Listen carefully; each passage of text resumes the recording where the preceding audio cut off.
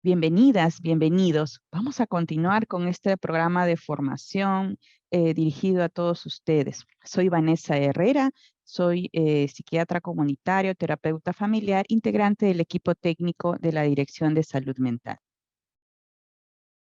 Eh, ¿Cuántos de nosotros hemos escuchado hablar sobre los problemas de salud mental que afectan en el mundo, que afectan a nuestro país, a nuestra sociedad, a nuestra comunidad educativa? Y muchas veces podemos escuchar noticias en las cuales revela la afectación severa de cómo la discriminación a los estudiantes y docentes por un malestar emocional o cualquier tipo de problema de salud mental hace que oculten o callen esa condición por miedo a que no se les escuche, comprenda o se ejerza incluso violencia hacia ellos. En algunos países incluso se implementan requisitos escolares para obligar a revelar la salud mental de los hijos o hijas, siendo esta situación controversial porque puede exponer a una situación de riesgo y de incluso mayor estigma social. Entonces, con estas preguntas reflexivas sobre cuán importante es la salud mental, qué es el estigma a los problemas de salud mental y cómo abordar ello, vamos a hablar el día de hoy sobre qué acciones contribuyen a reducir el estigma en nuestra institución educativa. El día de hoy vamos a hablar de diversos aspectos esenciales, como es qué entendemos por la salud mental, qué es el estigma hacia la salud mental, cuáles son los mitos y creencias más frecuentes que podemos tener sobre los problemas de salud mental en nuestro entorno escolar y cuáles son los impactos o efectos incluso a largo plazo del estigma social y qué estrategias podemos realizar desde nuestro rol como docentes e integrantes de nuestra institución educativa con nuestras niñas, niños y adolescentes y hacer un llamado a la acción reflexiva sobre ello. ¿Qué entendemos por salud mental? La salud mental es esencial en nuestra salud general como personas, como integrantes de nuestras familias y de nuestra comunidad. Y implica esa forma de relacionarnos y cómo nos sentimos bien con nosotros mismos, cómo pensamos y nos relacionamos con nuestro entorno. Implica necesariamente un proceso de búsqueda de sentido y de armonía en la vida comunitaria, en la vida entre pares, entre el desarrollo integral. Y está estrechamente relacionado a la capacidad de autocuidarnos, de tener bienestar, confiar en nuestras redes comunitarias o de soporte con las demás personas y ponernos en el lugar de los otros, apoyarnos mutuamente, ser solidarios y reconocernos en esta familia, en este colegio, en este barrio, en esta comunidad. Así implica, sin duda, ejercer nuestro derecho a la salud y a la salud mental esencial para disfrutar de ese máximo bienestar. Tenemos que decir que existe un continuo entre la salud mental positiva y el aparecer un problema o trastorno de salud mental. Y esto va a un continuo desde este bienestar que les he mencionado y la aparición de cualquier problema de salud mental. Se estima, según la Organización Mundial de la Salud, que los problemas de salud mental serán la principal causa de discapacidad en el mundo al 2030.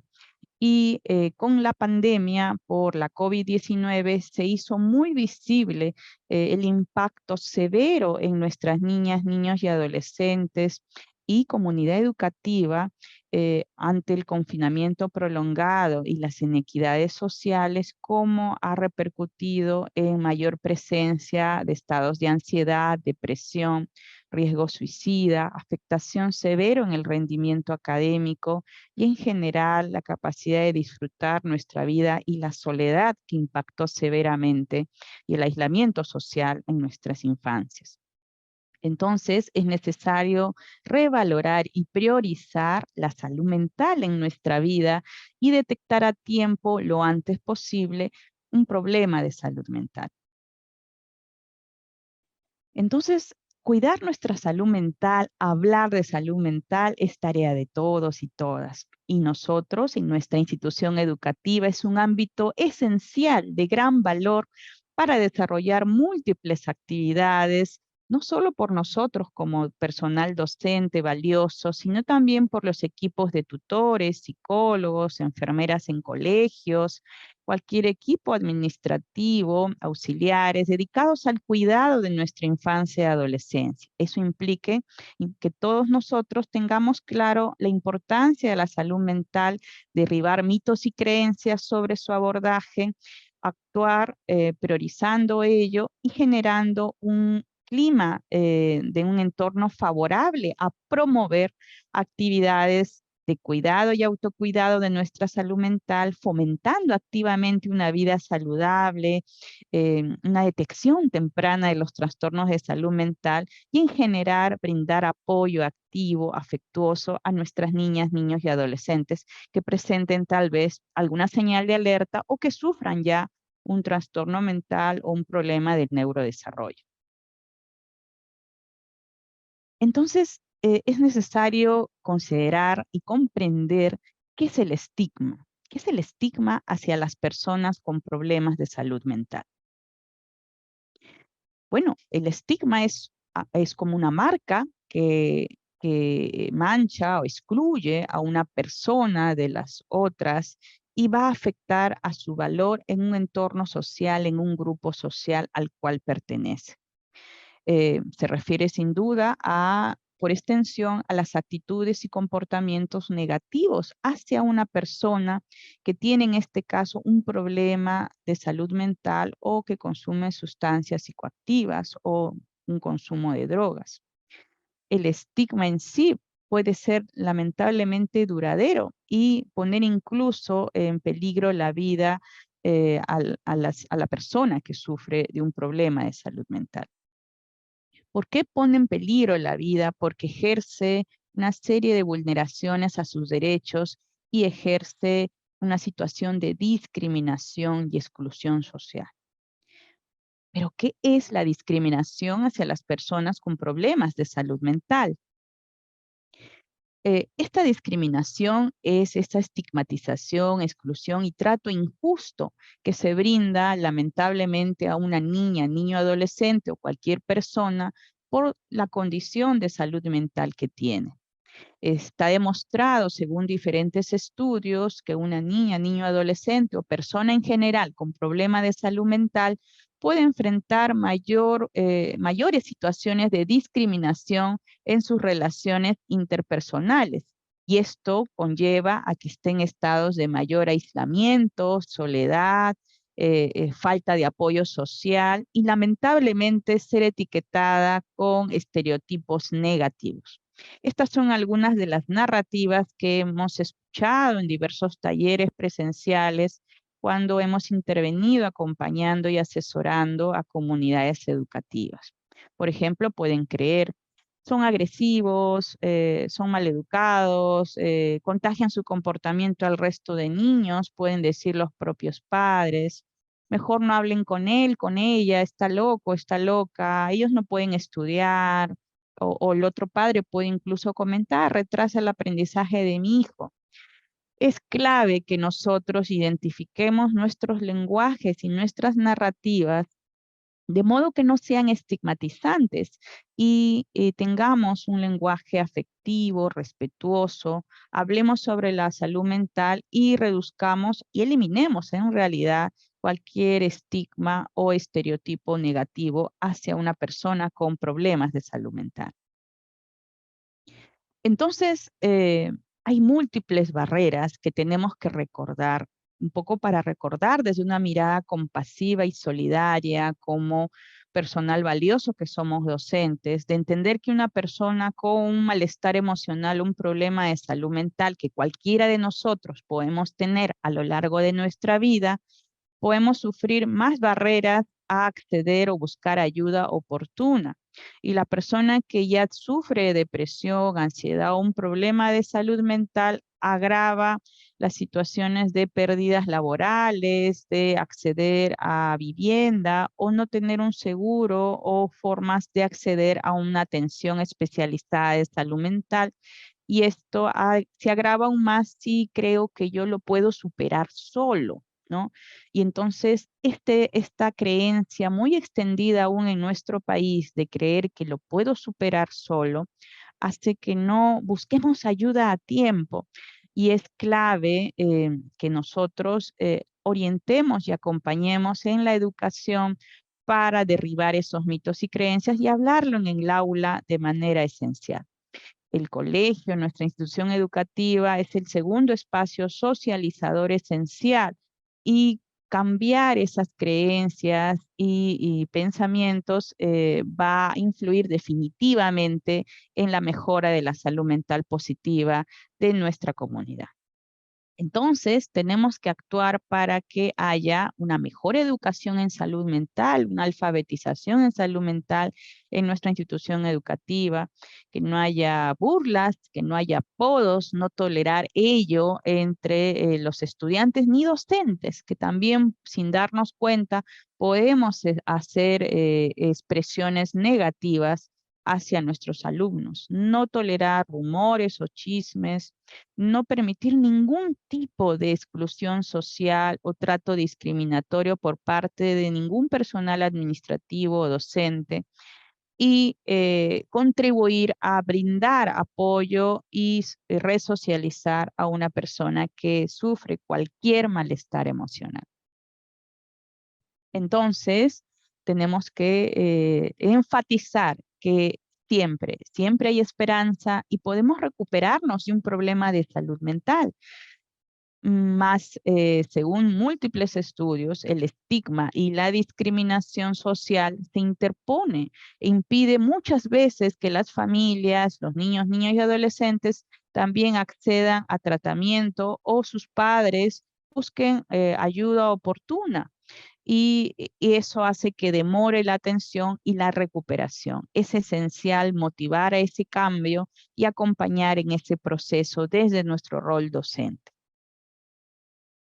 Entonces, existen sin duda emociones negativas, miedo, falta de comprensión, los prejuicios que hacen que las personas que viven con problemas de salud mental no busquen ayuda a tiempo. Pero es altamente probable que en un vínculo de confianza con el docente o su tutora o su tutor, los amigos informen tal vez a la docente que Pedro, Juan, María está teniendo algún cambio emocional o que tal vez quiere dormir y no levantarse o que le están haciendo daño o que lo están tratando muy mal sus compañeros y eso hace que se ponga triste, llore, grite.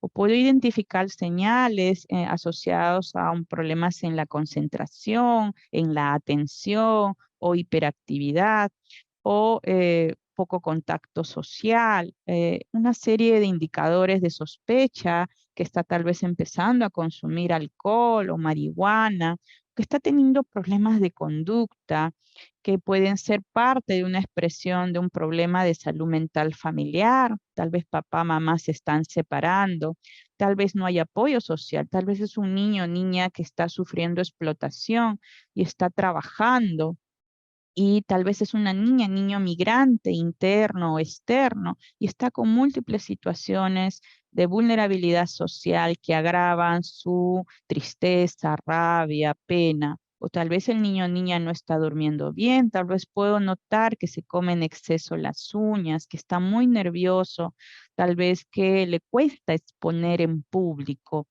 Esto en el entorno escolar lo puedo identificar tanto en el ámbito rural como urbano. Y yo puedo identificar esas señales y rápidamente conectar con el servicio de salud mental cercano, disponible en nuestro territorio. Entonces, tenemos que actuar para no tener estos estereotipos, ¿no? No dejar de decir, si es que lo hemos dicho antes, son personas peligrosas, los niños son agresivos, son frágiles, son impredecibles, son inestables o no muestran emociones, son raros, extravagantes, todo ello afectará sin duda, ¿no? Tenemos que dejar de hacer. Es clave, es esencial que tengamos actitudes favorables que no hagan que sobreprotejamos tampoco, que no evitemos, que evitemos abordar la problemática o que tengamos peor aún rechazo. Es necesario que reflexionemos sobre esta pregunta. Si te enteras que un nuevo estudiante en la institución tiene un problema de salud mental, ¿cómo lo tratarías? ¿Cómo te sentirías? Es necesario recordar que tener actitudes evitativas o de rechazo o de sobreprotección no va a ayudar al proceso. Es necesario informarnos, ¿no? Este curso permite tener mayor conocimiento sobre ello y rápidamente brindar los apoyos necesarios, suficientemente buenos para el estudiante y la comunidad educativa. Entonces, hemos definido que hay múltiples efectos del estigma social en estudiantes y que repercute en el rendimiento académico. Entonces, podemos identificar que nuestro estudiante tiene baja de autoestima, se siente ansioso, solamente por ser rechazado, por tener ya un problema de salud mental o ser simplemente diferente. Entonces, tenemos que intervenir en ello. Tenemos que evitar aislarnos, excluirlos y tenemos que, como he enfatizado, tomar interés y escuchar activamente. Expresar las necesidades que tengamos, que también para informarnos más y capacitarnos y también ofrecer ayuda a tiempo, enlazar continuamente con tutoría, psicología. Y tenemos que derribar cualquier duda o preocupación que tengamos en relación y reunirnos entre comunidad o personal docente a fin de ver qué está pasando en nuestro salón y ver si hay tal vez alguna situación de discriminación que esté impactando al desarrollo en general. Entonces, promover una educación inclusiva, equitativa y libre de estigma para garantizar el pleno desarrollo académico y social es tarea de todos en nuestro salón. ¿Qué acciones podemos realizar para combatir el estigma hacia niñas, niños y adolescentes con problemas de salud mental en el entorno educativo? Según múltiples estudios y mejores experiencias en múltiples países, estas son algunas de las acciones clave y esenciales que debemos realizar en nuestra institución educativa a fin de contribuir con la mejora de la salud mental de ella. Y esto tiene un alcance no solo para los estudiantes, sino para los propios docentes. Un aspecto esencial es que promovamos activamente la educación en salud mental y la conciencia de la importancia de que está bien no sentirnos bien, de que es esperable que podamos a veces sentirnos triste, con rabia y hablar de nuestras emociones, normalizar ello. Eso implica que a través de la malla curricular podamos reorganizar ello y podamos incluir contenidos temáticos hablando sobre qué es salud mental, qué es un problema de salud mental, cuáles son los señales de alerta, incluir tal vez diferentes mecanismos de testimonios de alguna persona que fue sobreviviente de una depresión, de una ansiedad, o que salió de ello, alguna persona influencer para la vida de un adolescente, de un niño. Y eso de manera normalizada y natural dentro de la malla curricular es clave y esencial. Esto que llamaríamos alfabetización en salud mental es una estrategia muy efectiva para combatir el estigma y esto cada vez se va demostrando que es clave que se haga desde la infancia temprana. Nuestro entorno debe ser un entorno saludable y si el mismo sistema educativo es un entorno afectivo, un entorno que sostiene, que protege y que valida las emociones positivas y negativas, va a ser reflejo de una buena salud mental y entonces va a naturalizarse que tengamos que buscar ayuda a tiempo, que hablemos y prioricemos del bienestar emocional desde nuestra escuela y esto se va a reflejar en su práctica cotidiana. Es esencial que trabajemos en equipo. Eso es decir que en el marco de la ley anti-bullying, en el marco de la ley de salud mental, en el marco de la ley 30364 para prevenir la violencia en todas sus formas, con énfasis en las mujeres, niñas, niños y adolescentes, tenemos que trabajar en equipo. Y eso implica un trabajo muy articulado de los equipos de salud mental y comunidad docente a fin de poder absorber las dudas y capacitarnos mutuamente, colaborativamente. Es esencial que tengamos una mirada inclusiva y de participación activa. Para ello, sin duda, tenemos que capacitarnos en educación inclusiva y un enfoque de derechos humanos. Eso nos permitirá tener una mejor mirada y derribar mitos y creencias que podemos tener propios de nuestro entorno social.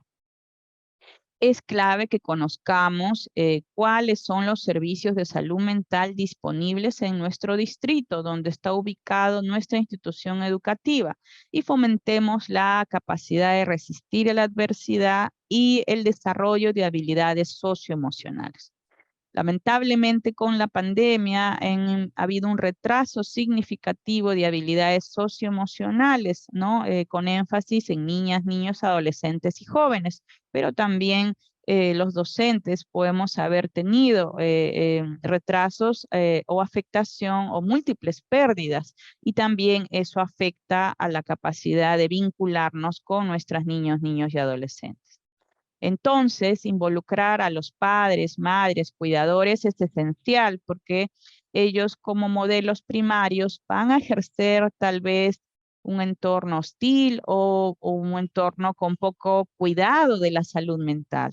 Es necesario normalizar todo ello y llegar a acuerdos como una comunidad educativa saludable.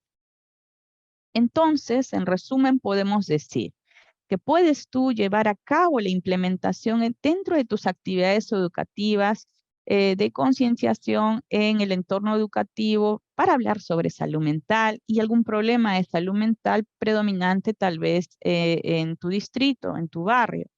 Para ello es clave que tengamos la participación de los propios niños y adolescentes, que usemos herramientas lúdicas centradas en sus capacidades y desarrollar un entorno educativo seguro, afectivo y empático. Es clave que la salud mental en niñas, niños y adolescentes se promueva en múltiples niveles, desde el individual y el familiar hasta el escolar y el comunitario.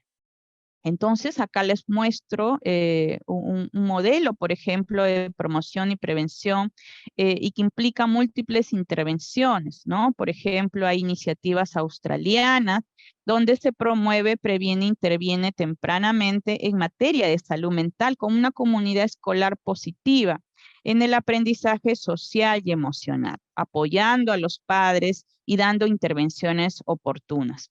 Hay otras experiencias también que se identifica precozmente a estudiantes en situaciones de riesgo, ¿no?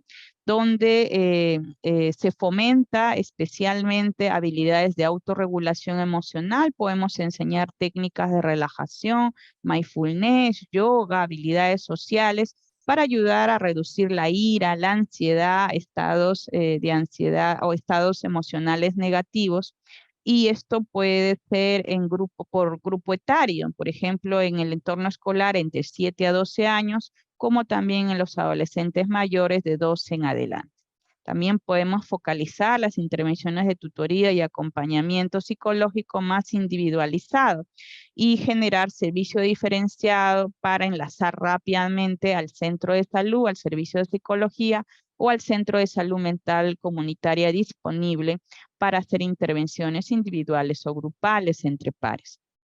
Y ya probablemente identifiquen en un tercer nivel a estudiantes que ya tienen un problema de salud mental ya crónico o definido que ya han sido diagnosticados, que pueden ser entre el 1 al 5% de la comunidad educativa, y que tenemos que también contribuir a facilitar los servicios de salud mental y detectar a tiempo.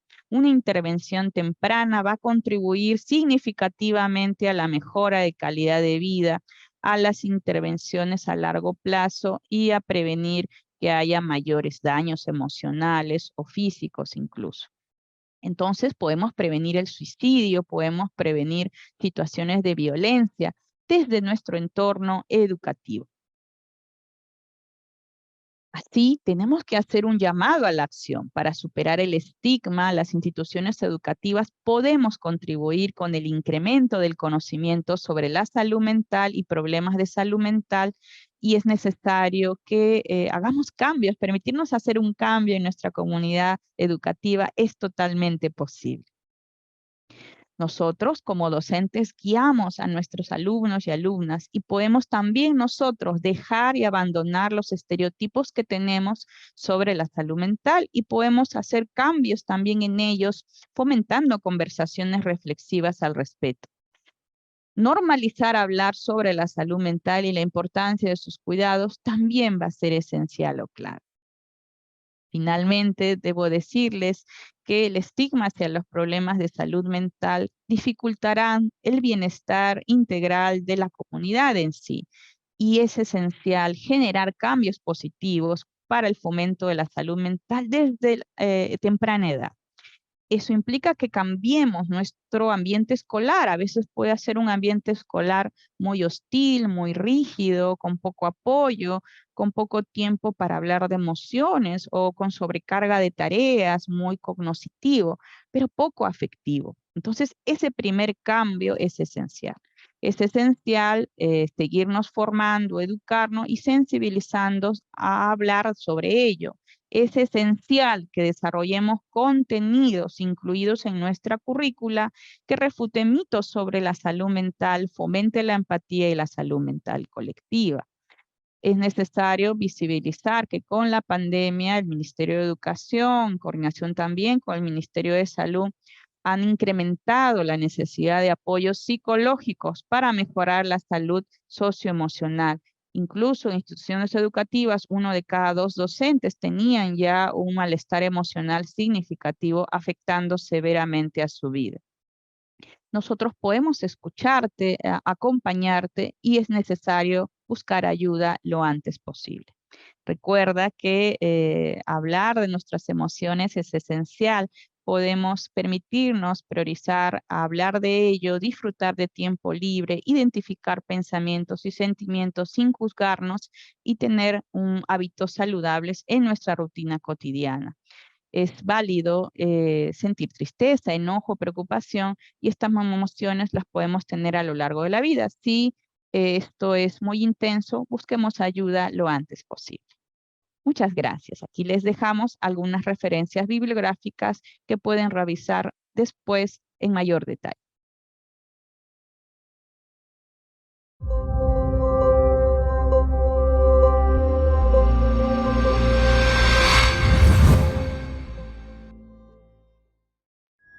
Bicentenario del Perú, 2024. Gobierno del Perú.